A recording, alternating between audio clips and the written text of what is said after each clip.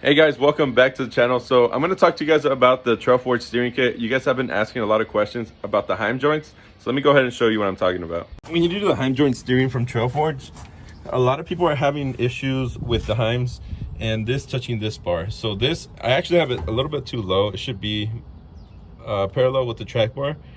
But what you want to do is put like wood blocks under here or a ratchet strap to hold it up where you want the drag link. And then what you have to do is on your Heims, you have to adjust it so that it holds the track bar up. See how it's down right there and it's holding this up instead of touching my tie rod? You got to do that just a little bit higher, somewhere around there, and then twist the Heims down. Then you also want to twist it on your drag link. See how the Heim joint is right there and it's holding it up. So when you flex, this is obviously going to move, so it's not going to affect anything. It looks like I need to lube mine up, but yeah, that's something you should take in account. And another thing is, while you're driving the Jeep, the Heim joints are good for off-roading, but I wouldn't recommend them if it's your daily driver because these do bounce around and they make that noise. And when you do tighten the Heims, put some Loctite on these right here, because if you don't, these can get loose from that bouncing around. So put Loctite there. Again, angle your Heim joints to where you want your steering. Mine should be about there, but it's not.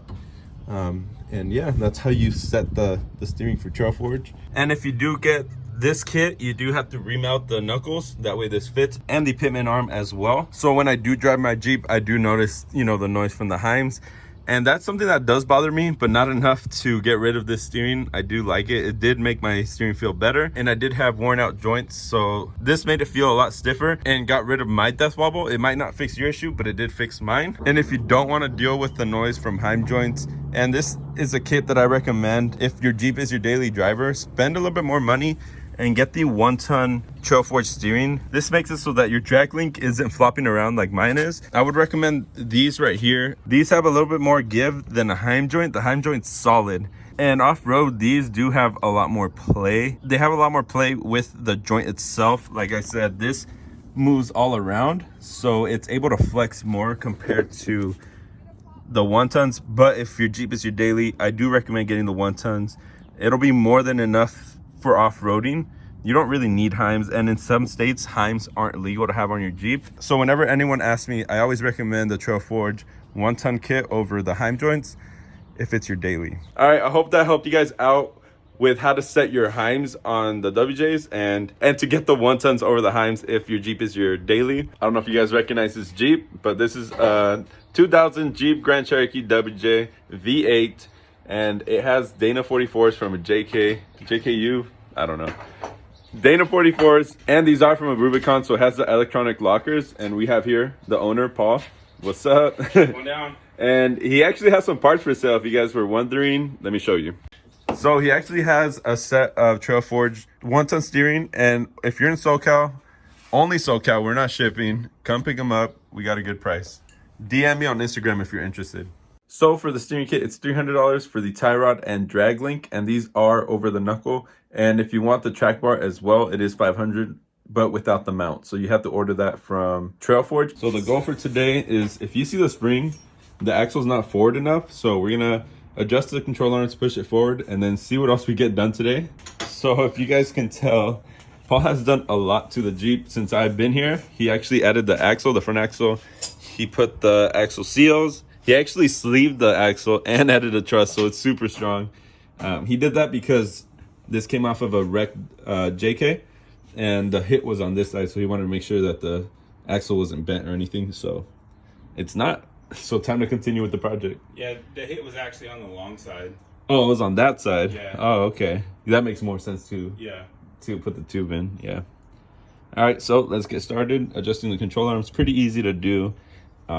Just have to remove it from one side, adjust it, and then do the other side. All right, so this side we pushed it forward, and the axle's sitting pretty straight now. It still has a bow, so we need to twist the axle. But we're gonna focus on the lowers first and then the uppers after. And you can tell the difference on this side, so it definitely needs to be pushed forward. And the way we're doing it is I'm holding the axle, pulling it forward to where I think the spring is straight, and then he adjusts it, and then we'll measure after. Make sure everything's square on the Jeep. So since a lot of this stuff is welded on by Paul, He doesn't trust it to get the length. So what we did is we measured from the outside right here to the bolt, and we checked on both sides, and it seems to be fine. The spring on the passenger side is still a little bit off, but I think once we adjust the top, it'll correct itself. So we'll go ahead and see what happens. And a lot of this stuff, you know, this is an axle swap. You kind of have to adjust it as you're, you know, putting stuff on.